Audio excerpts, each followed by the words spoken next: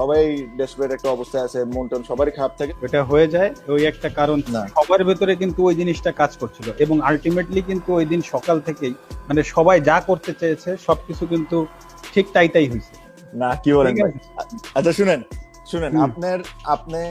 আপনার কে আমার কিছু কিছু আমার প্রশ্ন আছে, বুঝছেন ভাই?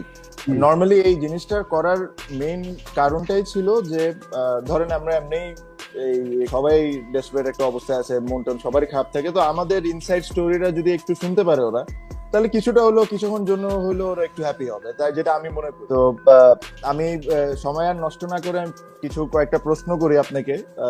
এগুলা হয়তোবা কোনো সময় আপনিও শেয়ার করেন নাই, আমাদের সাথে অবশ্যই শেয়ার করছেন, বাট পাবলিকলি হয়তোবা কোনো সময় শেয়ার করেন নাই। আমি ফার্স্টে হুম। বলি মাস্টার ভাই, আর আপনি কি মনে করে করছেন, আর অ্যাকচুয়ালি কিন্তু ওইটাই এটা কারণ। আচ্ছা, এর উত্তর তো তুই নিশ্চয়ই জানিস।